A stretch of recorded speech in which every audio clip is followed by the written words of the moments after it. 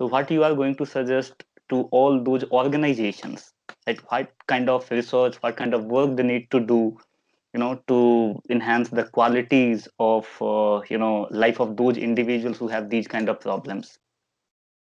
First of all, they have to be imbued in the culture. Mm-hmm. An American advisor cannot advise what to do in a village in India.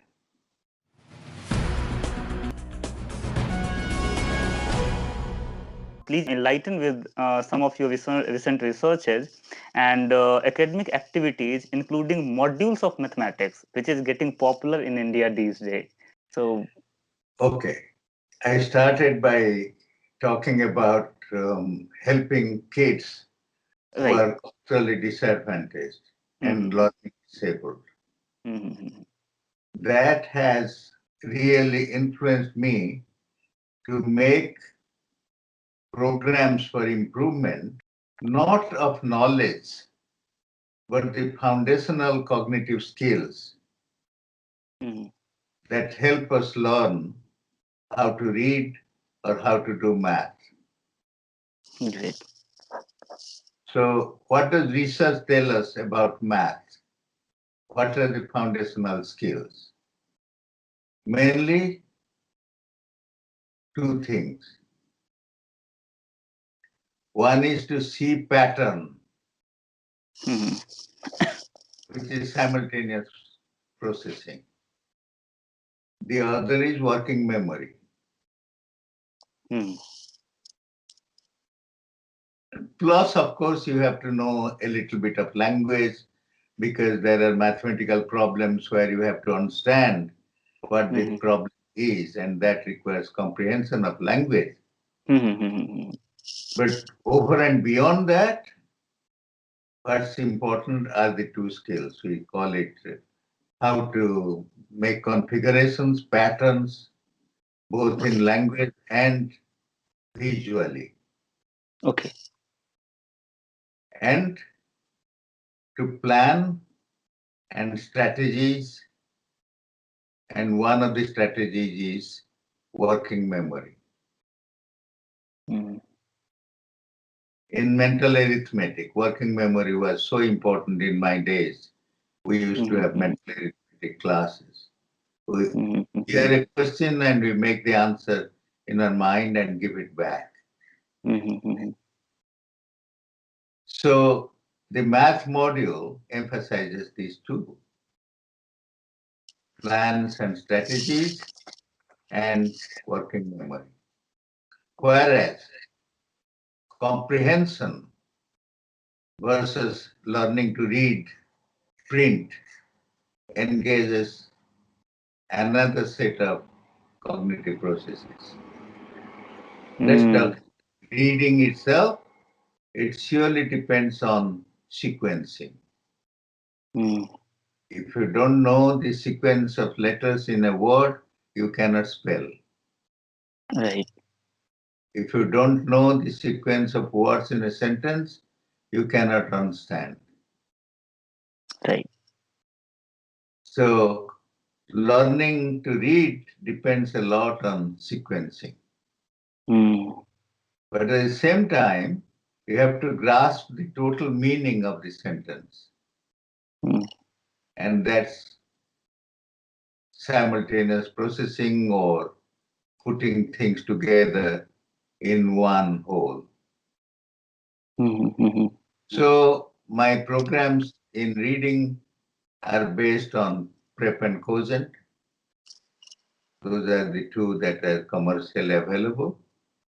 And Mm-hmm. programs in mathematics are based on planning, strategies, and working memory. Right. Right. So that's how we approach intervention. First, we know what does science and research tell us, and then Mm-hmm. we make programs to help.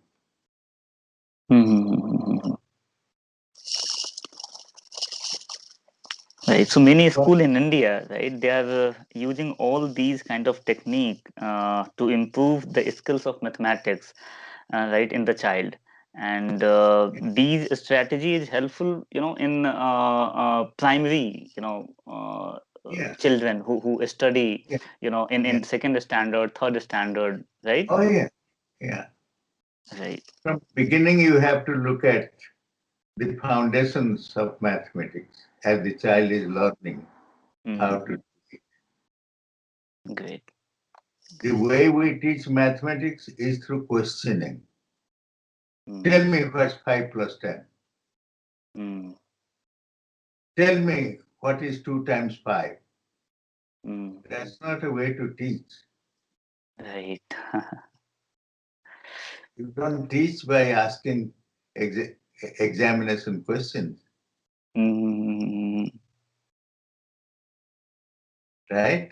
So Right. if you look at Right. the math programs, you will see that, for example, there is a program in which we have working memory. Mm-hmm. It can work both in sentence form as well as in numbers. Mm-hmm. For So, example, in sentence form, you say, um, I'm giving you 3 sentences. mm-hmm. Right. You say, now, I can give the test to you right now. And I said, all right, listen to this. You just have to say yes or no. Okay, I'm ready. All girls grow up to be women.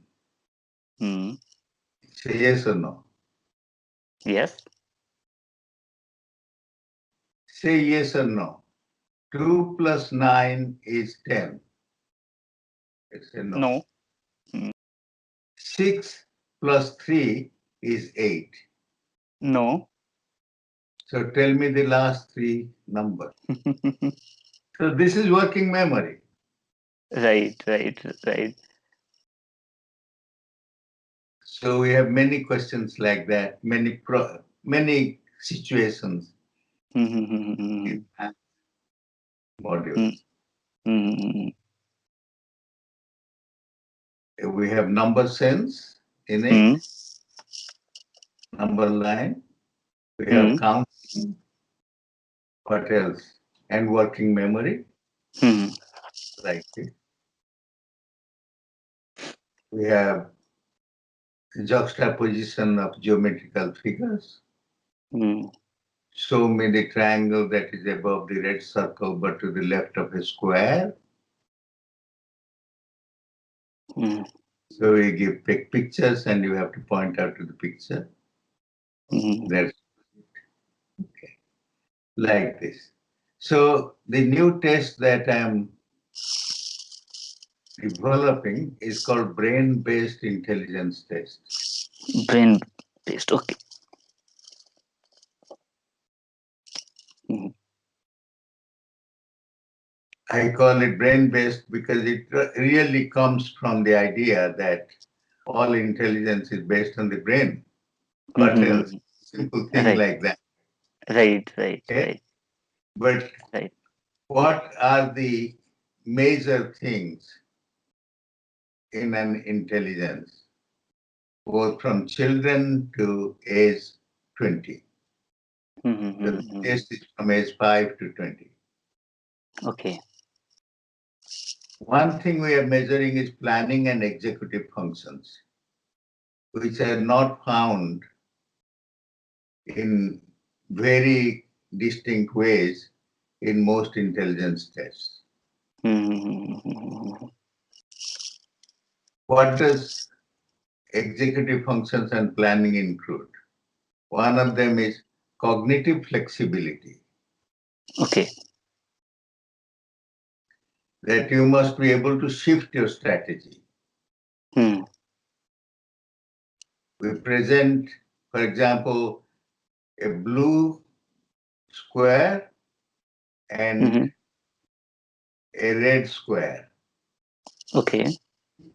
Within each, there Hmm. is a cross or a box.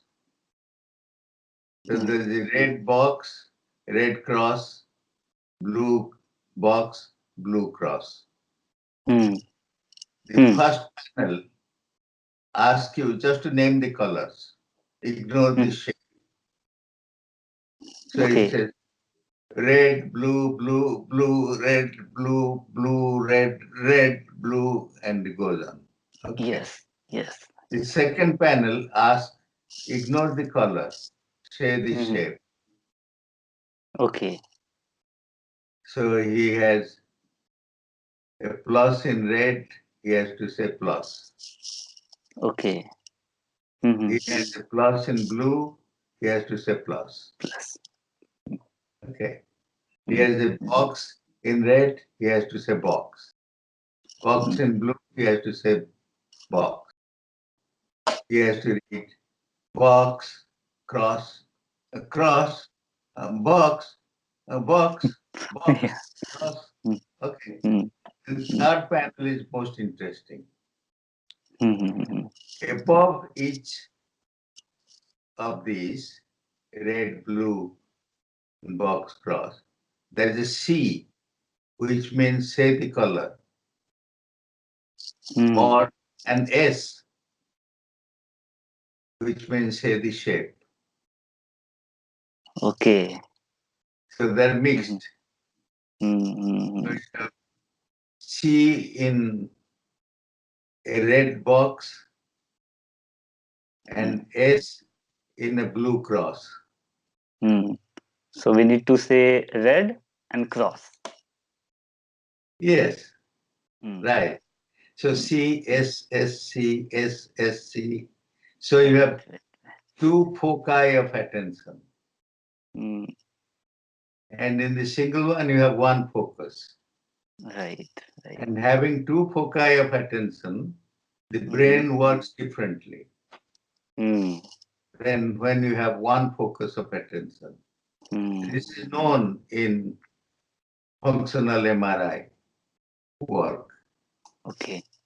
that when Hmm. the focus of attention is dual, it Hmm. goes to one part of the brain. Hmm. When Hmm. it is single, it goes to another part of the brain. Okay. Hmm. So this is the brain-based test of intelligence in that sense. Hmm. And the third one is attention inhibition control. So we have executive functions like Hmm. cognitive flexibility, Hmm. red, blue, this kind of thing, shifting. Right. We have inhibition control, Hmm. like the usual Stroop test. I wouldn't describe the Stroop test to you, but I will give you another example of inhibition control. You Hmm. have a page in which there are only two digits, 3 and Hmm. 7, Hmm. and another page in which there are only two digits, 6 Hmm. and 4. So you Okay. have 7 3 7 3 3 7 7 3. Hmm. Okay. Hmm. We say to the kid, when you see a 7, say 3. When Hmm. you see a 3, you say 7. Hmm. Okay. Hmm. So Okay. first treats it as normal, 7 Uh-huh. 3 7. Then the Hmm. next is reverse. Hmm. Right. This is a simple case of inhibition Hmm. of Hmm. Hmm. Hmm. But then look up Stroop test uh, in your internet. You will get a Stroop test. Okay. Okay. I will find. So that's inhibition control and the working memory. Hmm. So we have tests for each one of these. And Hmm. then there is simultaneous successive tests, which I have reframed, both Hmm. verbal and non-verbal. The verbal is like this. I give you three sentences and you tell me which two are the same. Hmm. The girl is standing to the left of a tree and to the right of a house. Mm. Then you say, the house is to the right of the girl and to the left of the tree. Mm. Right. Then you say, the girl is inside the house, Mm. but to the left of the tree. Mm. Mm. Which two sentences mean the same thing? Right. Okay. Mm-hmm. So Yes. that's a verbal configuration. You have to imagine a girl, a tree, and a house, and place the girl in your imagination, and then Mm-hmm. you can answer the question. All right. Right. So Right. this is a pattern or configuration Mm-hmm. similar to a non-verbal one, like the progressive matrices. You know, a missing pattern is there in the panel, and you tell me which of the six fit this. Okay. Mm-hmm. It's the same. The correlation between the two, the verbal and non-verbal, is very high. Mm-hmm. Some children, it's easier for them to do the patterns Mm-hmm. than language one. Okay. And for some children, it's the opposite. Mm-hmm. So we measure both. Mm-hmm. And Okay. the uniqueness of this brain-based intelligence test is Mm-hmm. that it will be bilingual, at least to start with, in English and in Hindi. Great, sir. Great. So we can implement those tests in India, Yeah, right, very frequently. Yes, that's that's right. great. It's being That's done great. in India. We have already collected data from ages 5 to 20 on That's great. 1,400 people, Mm-hmm. each one tested individually Oh, wow. from 5 different parts of India. May I know, the state and all It's, those segments? we have to advertise it now that is almost complete. So, and one of the special things for the older age group, 15 to 20, Mm-hmm. besides a kind of logical problem solving, Mm-hmm. we, and I must tell you, because very few intelligence tests look at emotionally colored decision making. Okay. Mm-hmm.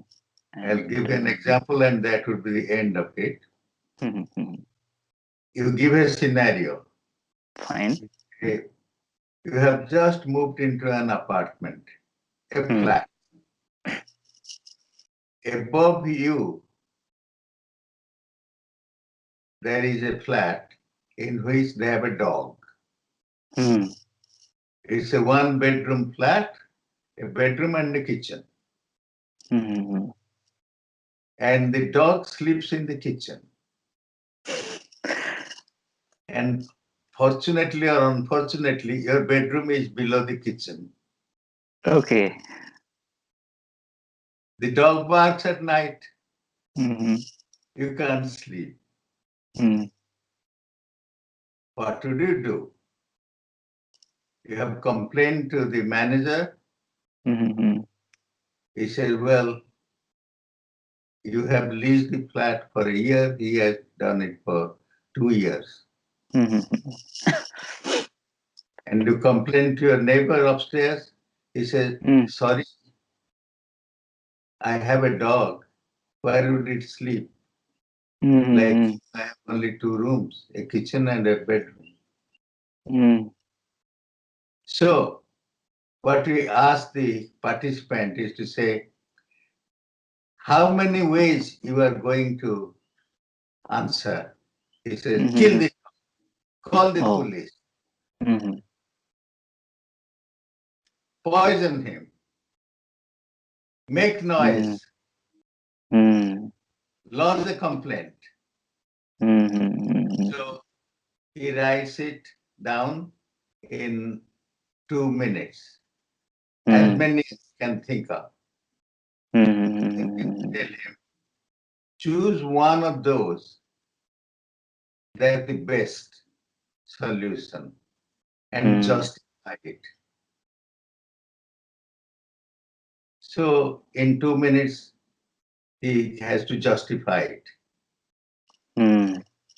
So first of all, they need to answer them, and then they need to justify those answers. Yeah, one. You choose one of those. One of Killing the those, dog yes. would not be perhaps right. So then we give those justifications to 2 or 3 judges who know the culture, who know the language. And the judges are like perhaps all the college students or ordinary people who have a BA degree and whatever. And they rate it in 3 ways: practical,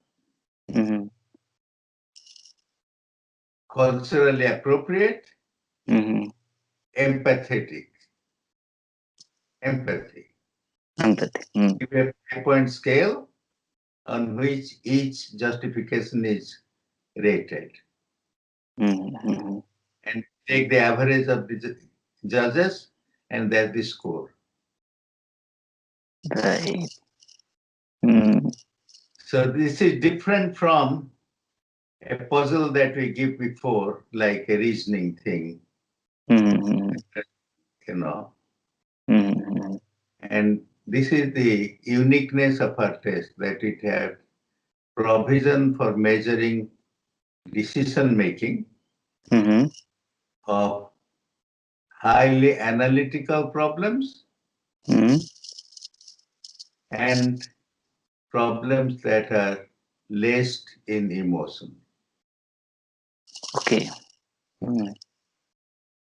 A pilot study which we have done on CEOs in India already. We measure the productivity of their unit based on or how competent they are in analytical problem solving and in affective problem solving. And we measure it in terms of the productivity of the unit. Like these are science units, how many publications, how many patents, things like this, very objective. And we found that those managers who had better effective decision making influence productivity more than those which had analytic decision making. Okay.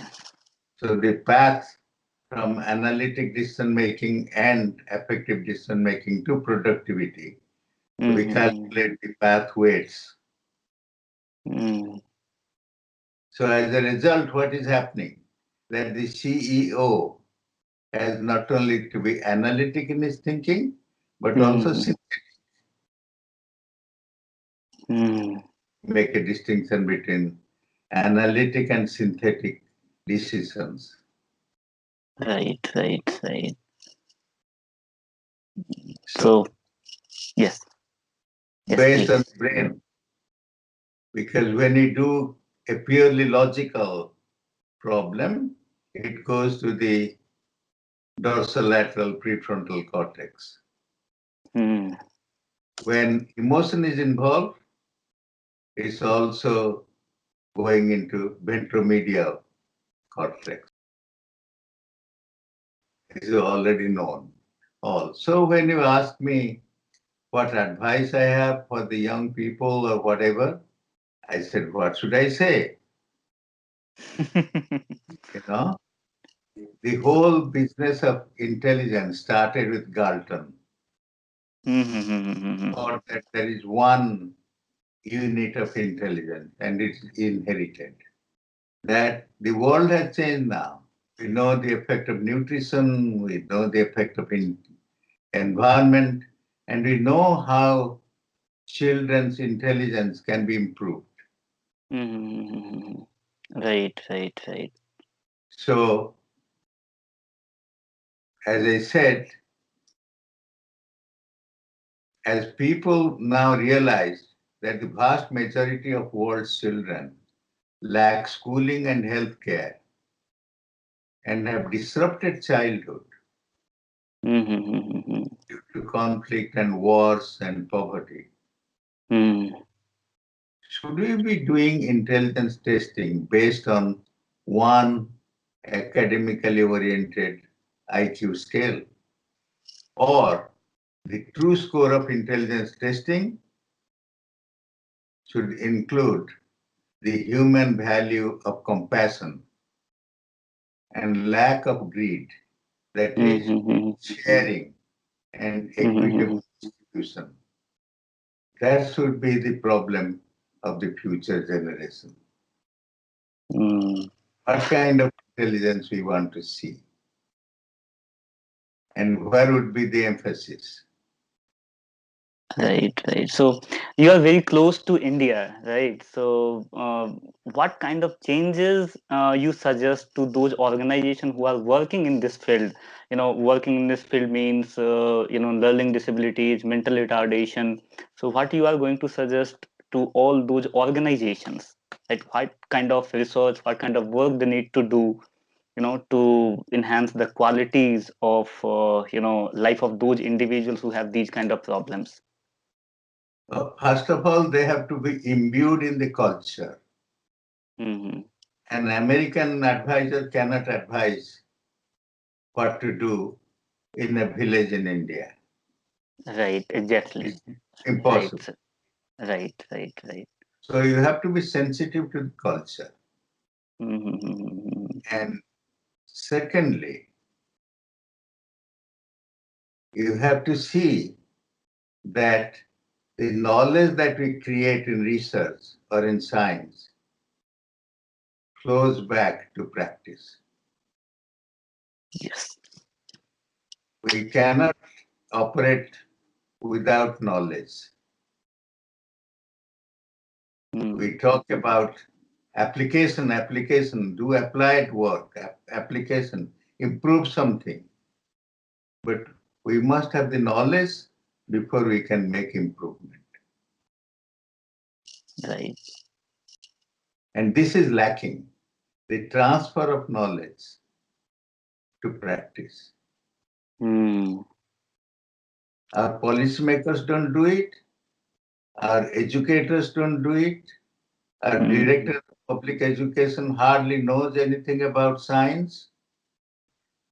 You say, read the text, get it by heart, produce it in the exam. Right, right. Mm-hmm. The IQ actually decreases by this. I had a psychologist friend, he said, JP, every child is born with an IQ of 150, but through Oh, schooling, he loses it and becomes 100. oh. And one last question, sir. This is for me, right? And those kind of individuals who are working in this field, in the psychology. Any message do you want to produce to all of them who are a student of psychology and who are beginner who just started their career in psychology? What they need to do, to strengthen the legacy of this subject. Well, we all know the downside of rote learning. It has to be creative. Right. Like you came from a different background, okay? And you have a private practice. Is it based or guided by knowledge? And is the knowledge being updated of the assistants? Is it being continuously discussed among the clinicians? What they Mm. read and what they see, what they experience, and how to solve the problem. Teamwork Right. is very important. On the other hand, you might deliver a service, without any basis, without any recent information. And people go for it because there is absolutely nothing else.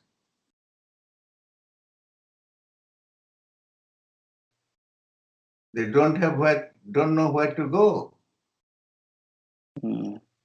Like you take a case of depression. Somebody comes to you for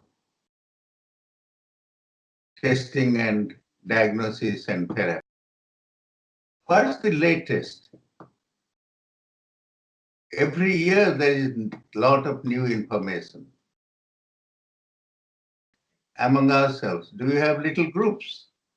People who work on depression, the psychiatrist, the neurologist, the psychologist, and the people who are working with depressed people. We provide a service based on knowledge. That is a great suggestion, and I will implement all those your suggestion in my practice. And Well, I'm sure you already do. You already do implement that to a certain extent. Otherwise, you wouldn't have come up so far. Thank you so much, sir. Thank you so much. And this particular learning from directly, from you, this is my one of the great lectures, right, that I earn, in my life. And thank you so much. Wish you well. Bye bye. We'll talk again.